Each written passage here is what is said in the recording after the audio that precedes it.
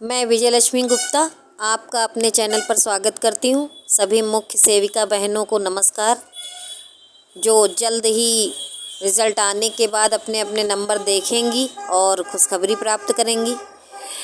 तो बहनों, इन सब मुद्दों के बीच कि हमारी रिवाइज्ड आंसर की कब आएगी और रिज़ल्ट कब आएगा, सचिव सर ने क्या कहा, ये सब बातें तो अब मुझे लगता है पुरानी हो गई हैं। एक नया मैटर चालू हो गया है मेरी बहनों को परेशान करने के लिए। कुछ मैसेज हैं जो वायरल हो रहे हैं, जिसमें आहारता को लेकर के बड़ी बड़ी बातें की जा रही हैं कि फ़लाना बाहर है, धमाका बाहर है। तो उसी विषय पे मैं चर्चा करने के लिए उपस्थित हुई हूँ और जितना मेरी समझ है उसके अकॉर्डिंग मैं इस विषय पर चर्चा करूँगी और मुझे उम्मीद है कि आप लोग भी अपनी समझदारी दिखाएंगे और विषय की गंभीरता को समझेंगे। तो इसी उम्मीद के साथ आइए वीडियो स्टार्ट करते हैं और जो हमारा मुद्दा है उस पर चर्चा करते हैं।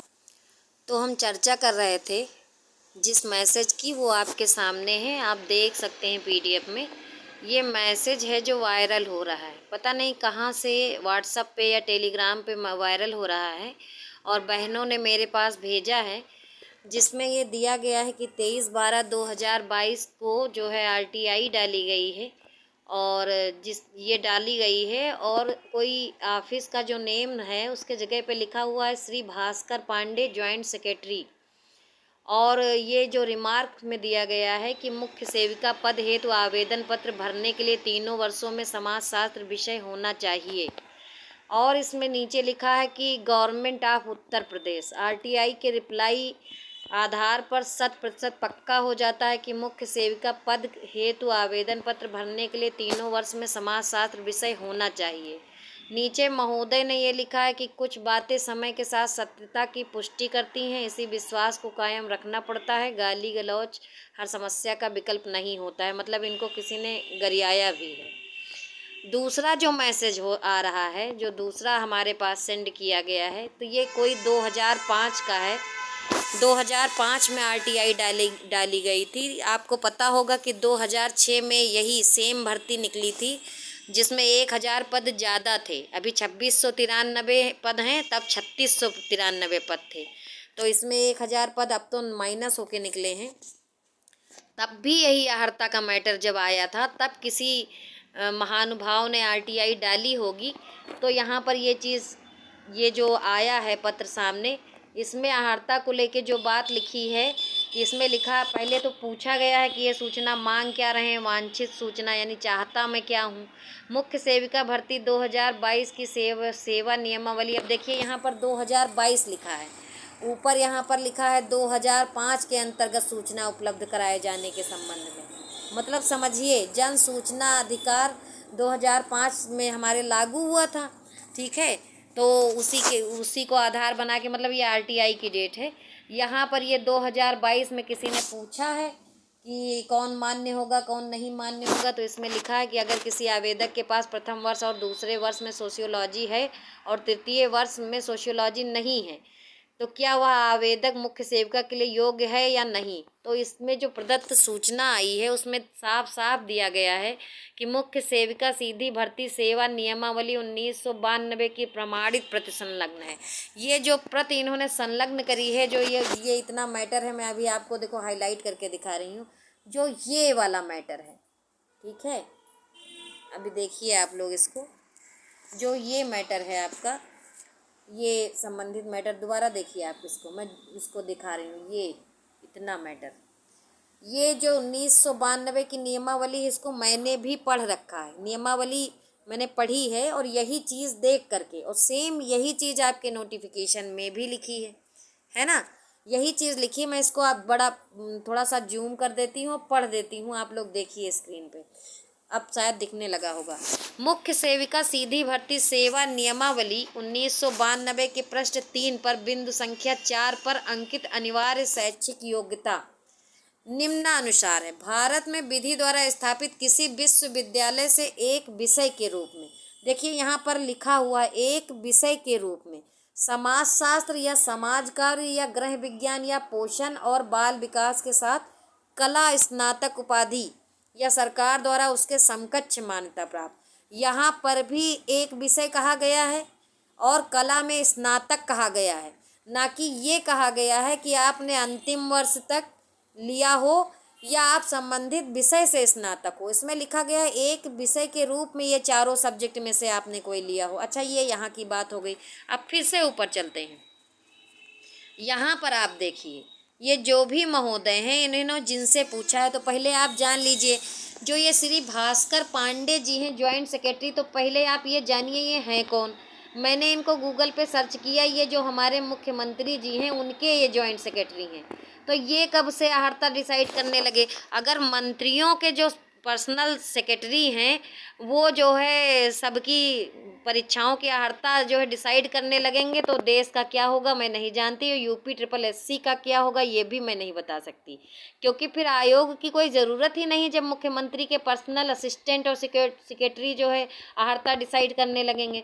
दूसरी चीज़, यहाँ पर जो ये बड़ा बड़ा लिखा है मुख्य सेविका पद है, तो आवेदन पत्र भरने के लिए 3 वर्षों में समाजशास्त्र विषय होना चाहिए, यानी कि बाकी जो 3 विषय हैं अगर वो लोग भरे हैं तो वो अनवैलिड है, उनका नहीं होगा। समझ लीजिए, यहाँ पर सिर्फ एक ही विषय की बात की गई है, यानी कि अगर फिर गृह विज्ञानों वाले बाहर हो जाएंगे, समाज कार्य वाले भी बाहर हो जाएंगे और पोषण विज्ञान वाले तो गर्त में चले जाएंगे। यहाँ पे आप खुद ही समझ लीजिए कि ये सब कट कॉपी पेस्ट करते हैं, एडिटिंग करते हैं और आपको बेवकूफ़ बनाते हैं। ठीक है, इतनी बात ये आपके समझ में आ ही गई होगी। अब चर्चा करते हैं हम दूसरे विषय पे। जो मुद्दा क्या है, लड़कियां परेशान क्यों हैं? मुद्दा ये है कि आयोग ने लिख कर दे दी है यही सेम चीज़, ये वाली सेम चीज़, ये जो मैं जूम कर रही हूँ, और इसी में मतलब हर व्यक्ति अपना अपना जो है क्या कहते हैं कि दिमाग लगा रहा है। जो भी व्यक्ति दिमाग लगा रहे हैं मुझे तो लगता है उनको नासा में साइंटिस्ट होना चाहिए। वो यहाँ कर क्या रहे हैं? और अगर इतना ही सीरियस हो तो थोड़ा सा जैसे एक इसमें और भी जो महोदय हैं कह रहे हैं कुछ बातें समय के साथ सत्यता की पुष्टि करती हैं, इसी विश्वास को कायम रखना पड़ता है, गाली गलौज हर समस्या का विकल्प नहीं होता है।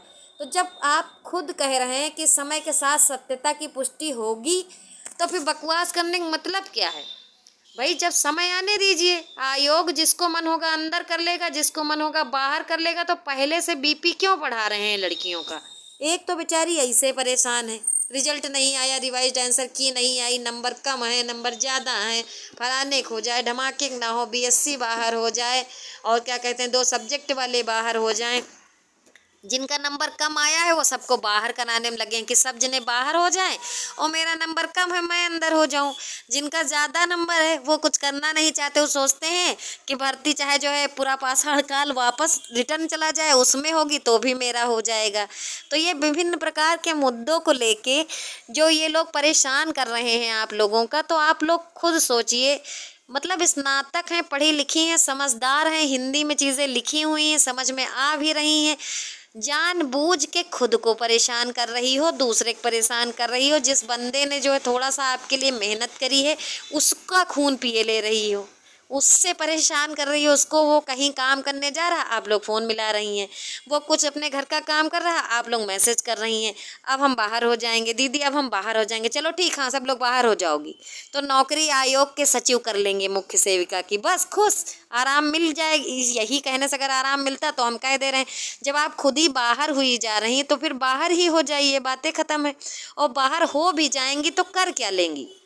कोर्ट जाएंगी, कचहरी जाएंगी, भर्ती लटकेगी, ठीक है, और होगा वही जो आयोग करना चाहता है। समझ रहे हैं? और आयोग कोई छोटा बच्चा तो है नहीं, वो अहर्ता डिसाइड करने के लिए बना है। तो वो अपने काम के अकॉर्डिंग, मैं बार बार बता रही हूँ कि कार्य की गंभीरता को देखते हुए ही आयोग जो है अहर्ता डिसाइड करता है। तो थोड़ा सा सब्र रखो, इंतज़ार करो और हमेशा उम्मीद बना के रखो कि फैसला आपके फेवर में आएगा। लेकिन नहीं, पहले से ही नकारात्मक हो जाएगा, अब मेरा क्या होगा, अब तो हम मरने वाले हैं, अब तो मेरा जान चला जाएगा, अब तो मेरा बीपी बढ़ा जा रहा। क्यों परेशान हो? कोई मतलब नहीं है परेशान होने का। ये जितने भी लोग हैं ये सब कट कॉपी पेस्ट कर रहे हैं। आयोग का फैसला आप सब लोग जान रहे हैं, आयोग का नोटिफिकेशन, आयोग का फैसला, आयोग का निर्णय ही मान्य होगा। खुद को परेशान कर रही हो, दूसरे को परेशान कर रही हो। दूसरी जो परीक्षाएं लगी हुई हैं उनकी तैयारी करिए, अगर परीक्षाएं नहीं लगी हैं तो और अपना घर परिवार देखिए, एंजॉय करिए, मस्ती काटिए। जब समय आएगा तब देख लिया जाएगा। शेर आ रहा है, शेर आ रहा है, सबको खा जाएगा। और शेर आवे चाहे ना आवे, शेर के डर से 2-4 लोग पहले ही मर जाएंगे, हार्ट अटैक आ जाएगा। ठीक है, तो अगर समझदार हैं तो समझदारी दिखाइए, और नहीं समझदार हैं तो भैया आप लोगों को समझा कोई नहीं सकता है, क्योंकि 10 जगह जाओगी, 10 जगह अपनी अहर्ता और जो है अपने कटाफ, अपने नंबर पूछ पूछ के मुझे तो लगता है कुछ लोग पागल खाने चले जाएंगे। तो ऐसा है, थोड़ा सा अपने दिमाग से सोचो, आराम करो, पढ़ाई करो। नहीं कुछ समझ में आता है तो अच्छे अच्छे गाने सुनो, और ये फालतू की चीज़ों में दिमाग ना लगाओ। जो भी भाई लोग ये सब बना रहे हैं उनका भी अब हम क्या ही करें। ठीक है, तो वीडियो को और बहनों तक पहुँचाइए, लाइक और शेयर करें, और जो है लाइक करें या ना करें लेकिन शेयर अवश्य कर दें, जिससे बहुत लोगों का जो बीपी हाई और लो हो रहा है तो वो होना कम हो जाए। धन्यवाद।